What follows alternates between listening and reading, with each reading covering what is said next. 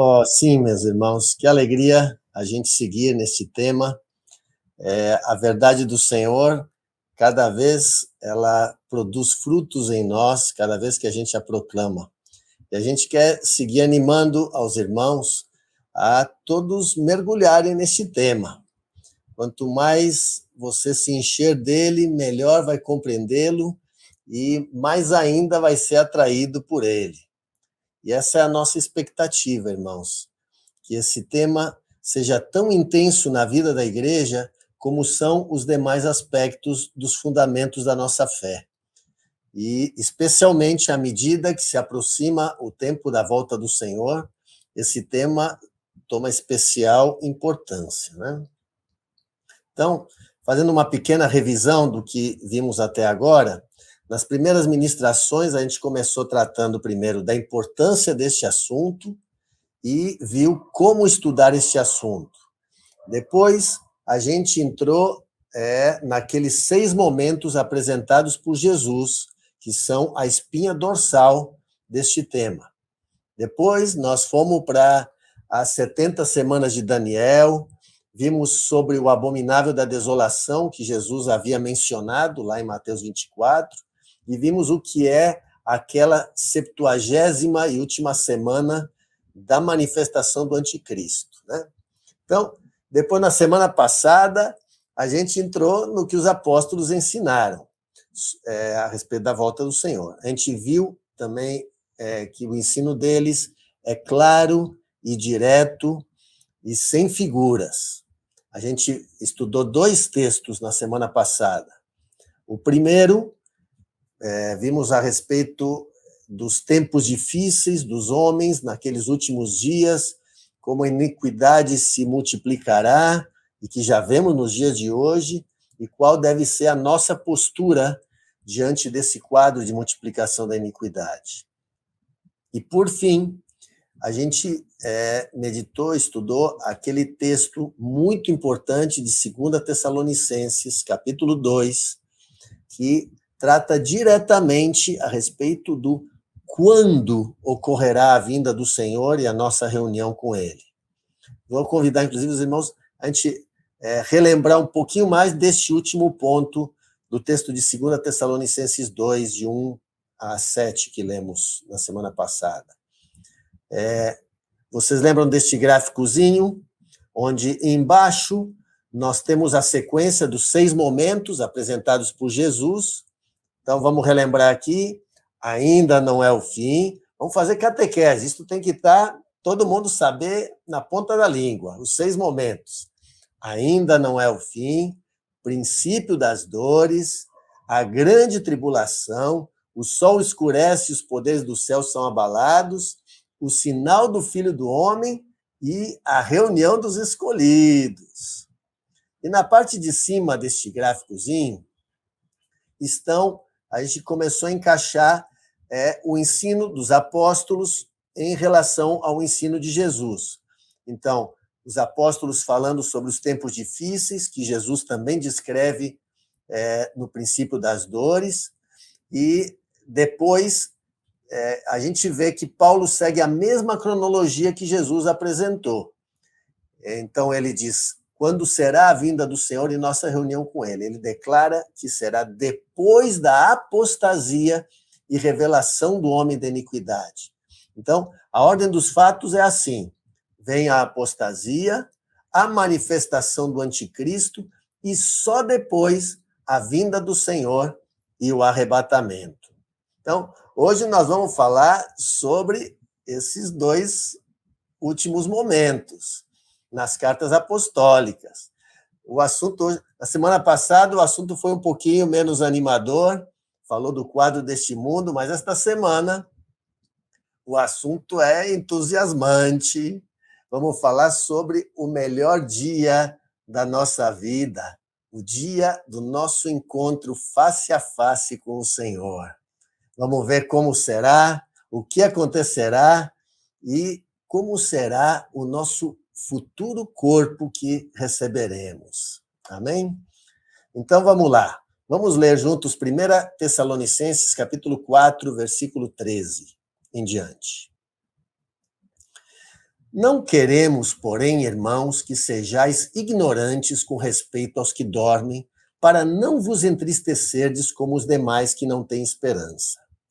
Pois, se cremos que Jesus morreu e ressuscitou, assim também Deus, mediante Jesus, trará em sua companhia os que dormem.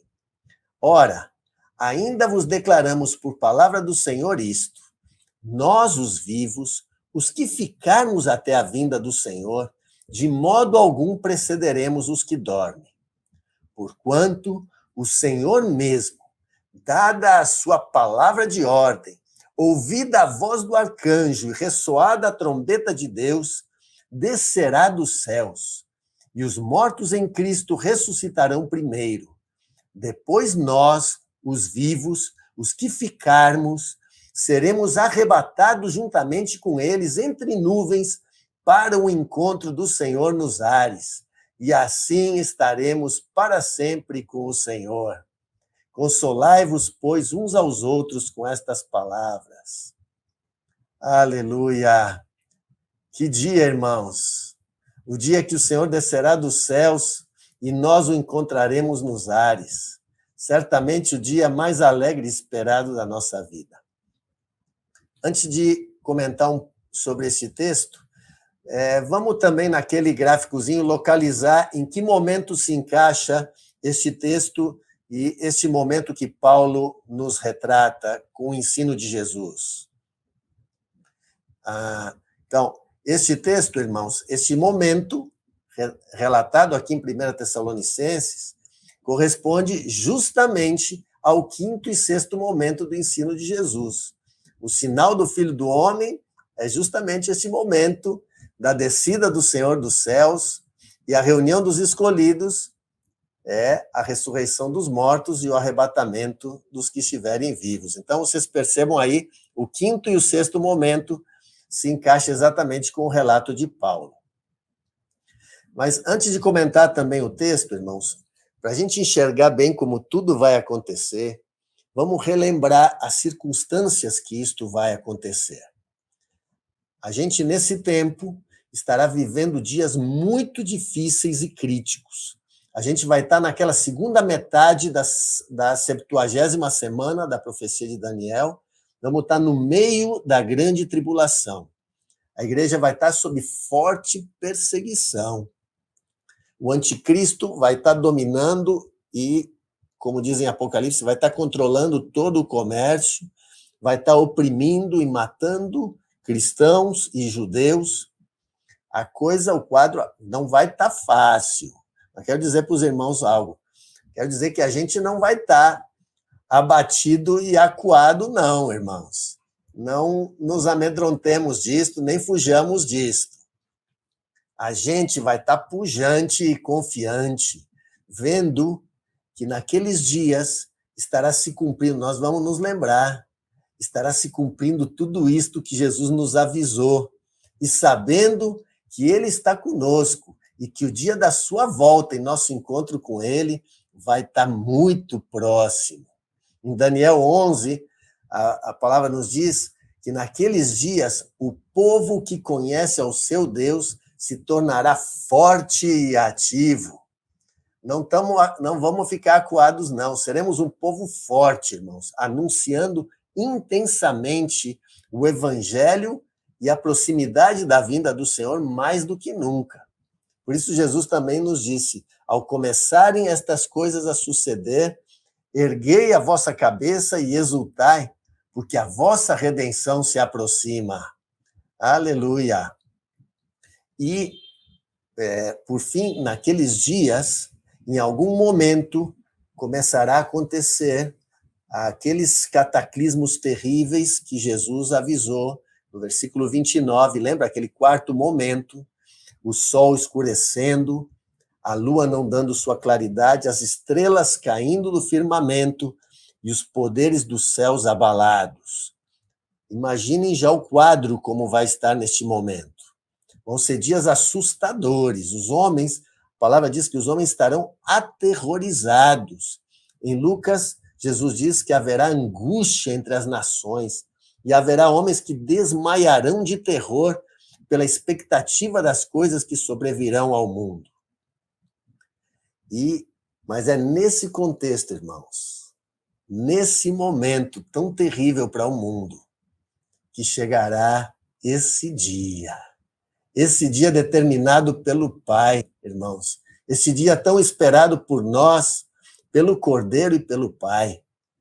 Como diz uma canção, diz, nesse dia o Pai se levantará de seu trono e vai dizer a Jesus, filho, vai, chegou a hora.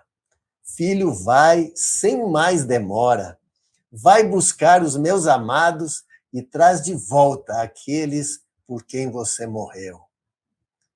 Então, irmãos, Jesus virá. Ele virá como ele nos prometeu. Como ele disse, na casa de meu pai há muitas moradas, e eu vou vos preparar lugar, e voltarei, e vos receberei para mim mesmo.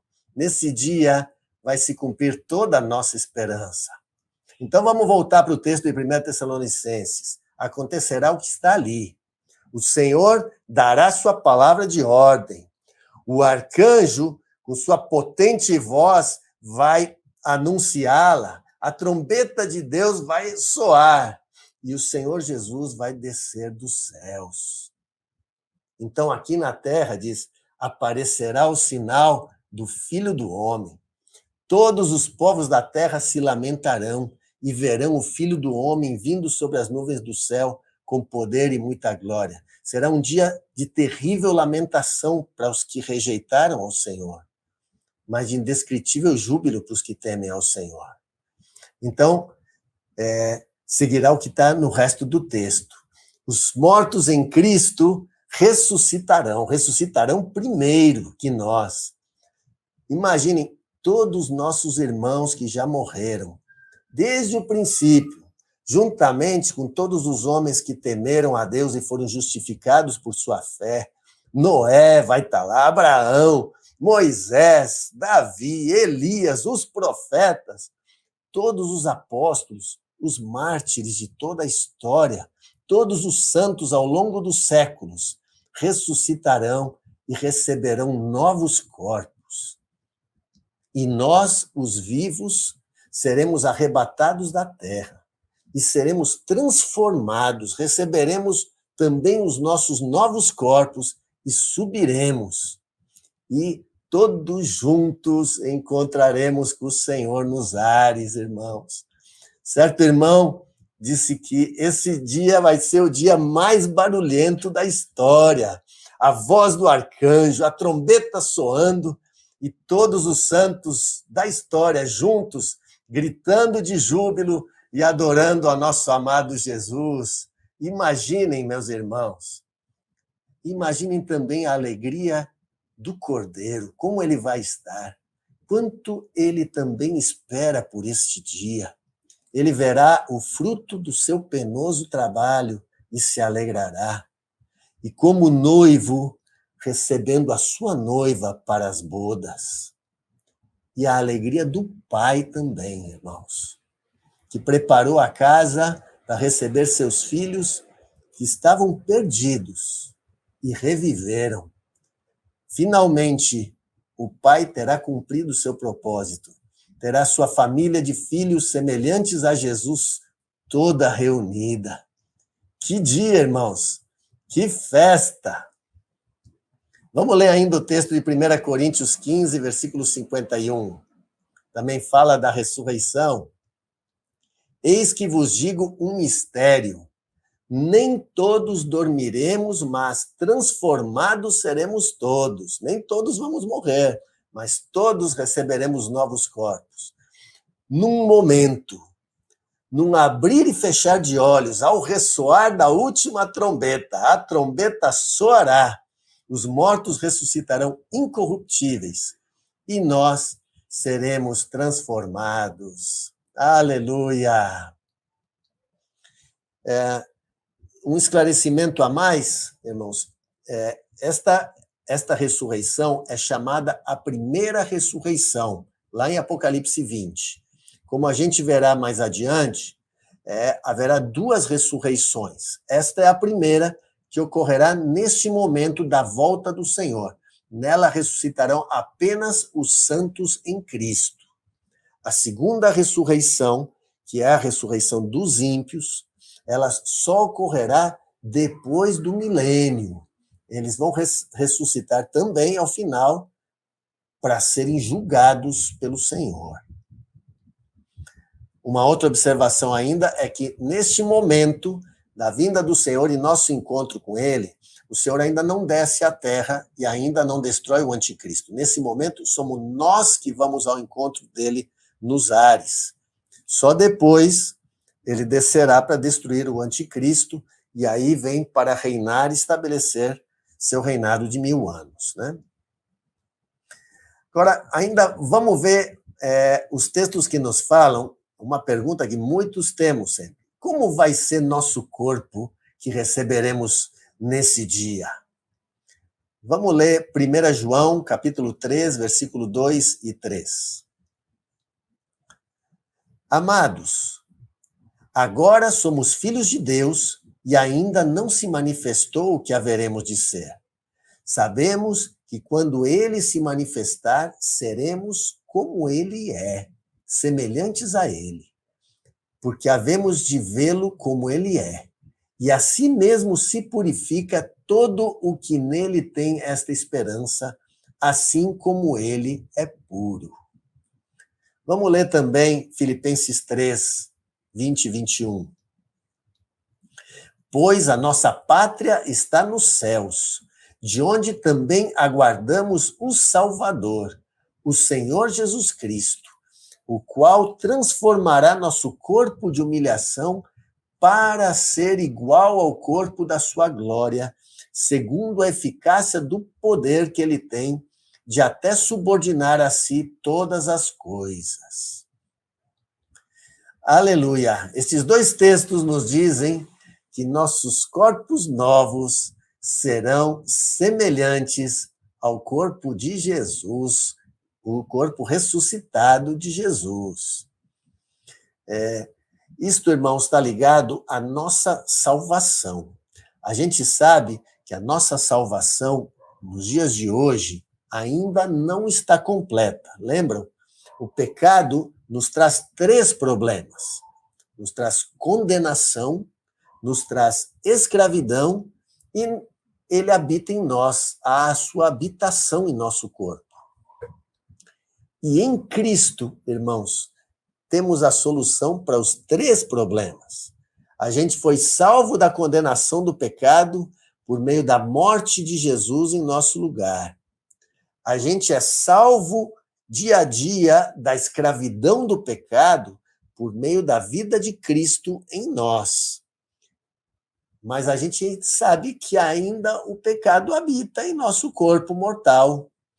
E nós seremos salvos dessa presença do pecado por meio da sua vinda. Nesse dia bendito, quando a gente receber esses novos corpos, nos livraremos deste corpo mortal, desse corpo que Paulo chama de corpo de humilhação, que tantas vezes nos produziu tristezas e lutas contra o pecado.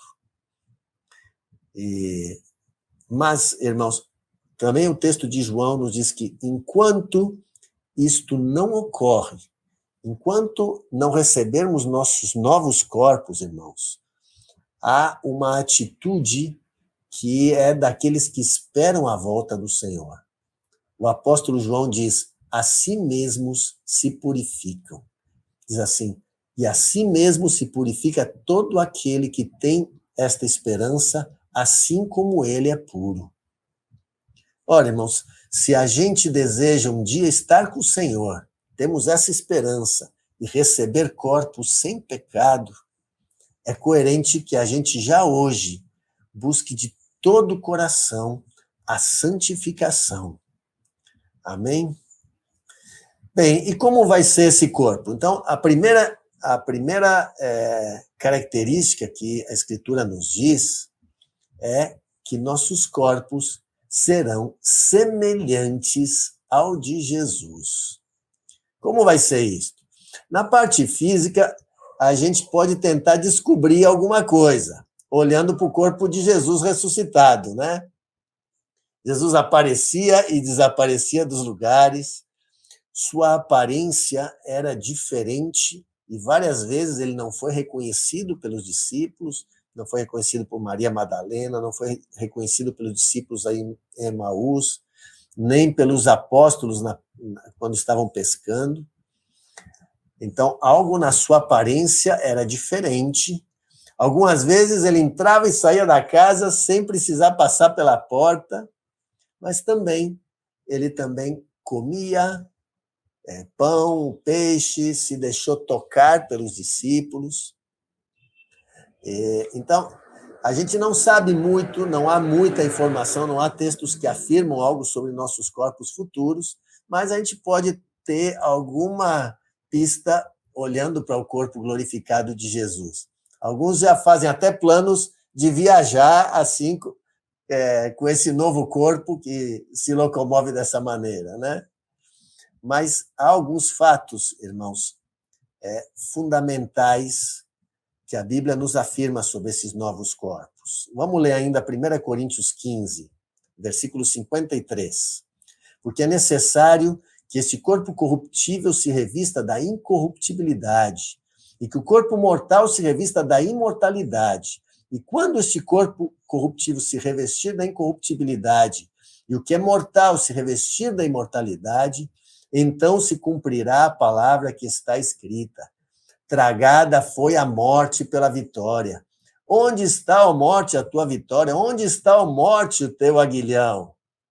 Aleluia! Esses textos nos falam da imortalidade e incorruptibilidade de nossos futuros corpos. Nos falam da vitória sobre a morte. Então, vamos fazer um resumo de como serão esses corpos. Primeiro, serão semelhantes ao corpo glorificado de Jesus. O texto diz que nosso corpo será igual ao corpo da sua glória. Será glorioso, irmãos. Será perfeito. Nós vamos ser belíssimos, como Jesus é belo. Nós vamos ser assim. Até os mais feinhos, como eu, vão ser bonitos lá. Outra vez, nós vamos ter a total semelhança que havia sido perdida, a total semelhança a Deus. Também diz que este corpo será incorruptível. Isto quer dizer que não se corromperá, não vai se estragar em todos os sentidos, não vai se corromper nem pelo pecado, um corpo sem pecado, irmãos, habitando, nem por doenças, nem por envelhecimento, não vai se degradar. E a terceira característica, irmãos, esse corpo será imortal. Já não haverá mais morte. A morte terá sido vencida e ficado para trás, nunca mais vai nos assombrar. Aleluia! Onde está, ó morte, a tua vitória? Foi derrotada por Jesus. Mais um detalhe importante que queremos mencionar, irmãos. Alguém pode perguntar, por que é necessário corpos? Quero dizer, é necessário que a gente receba corpos. Assim como Jesus recebeu um corpo ao ressuscitar e tem um corpo humano hoje, nós também. Nós somos seres humanos e seremos humanos também por toda a eternidade. Não seremos espíritos na eternidade. Nós teremos espírito, alma e corpo. Por isso é necessário que a gente receba corpos, porque teremos corpos glorificados por toda a eternidade. Marcos, inclusive, semana passada, comentou alguma dúvida a respeito dos que já morreram em Cristo e ainda estão aguardando a ressurreição, em que estado eles estão hoje? Então, hoje eles estão em espírito com o Senhor, mas numa situação transitória. Ainda estão sem corpos, aguardando a ressurreição, que todos nós aguardamos também. Eles também receberão seus corpos glorificados com os quais vão passar a eternidade. Por fim, irmãos, vamos ver um último texto ainda sobre um fato que ocorrerá. Jesus não o mencionou em Mateus 24, mas a gente sabe que ocorre logo depois desses últimos momentos que a gente relatou. 2 Tessalonicenses, capítulo 2, versículos 7 e 8.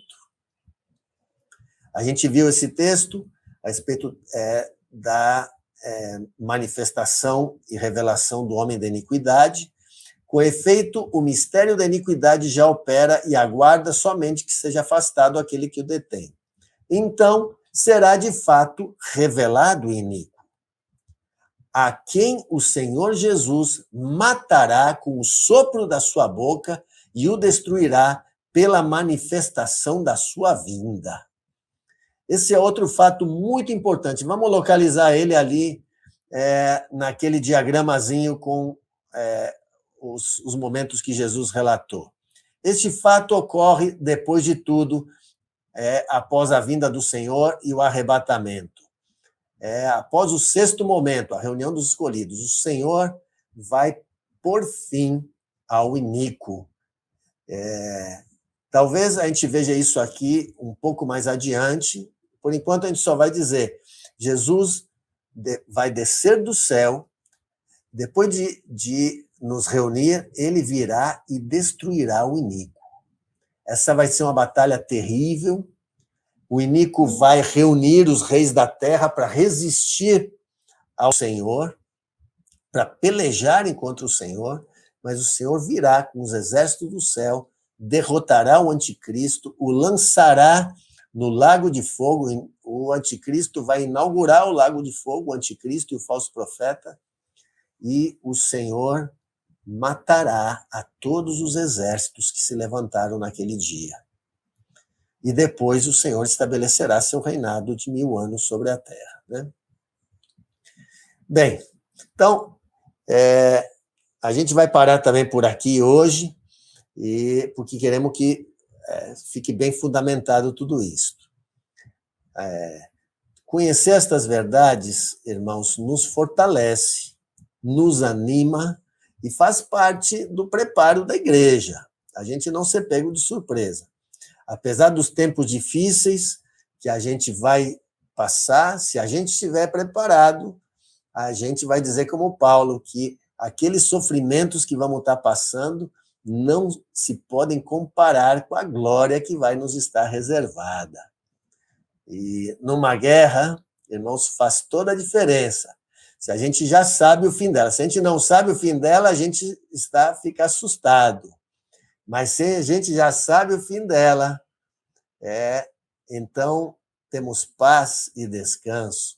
E nós sabemos já quem vai vencer esta guerra, não é, irmãos? Aleluia!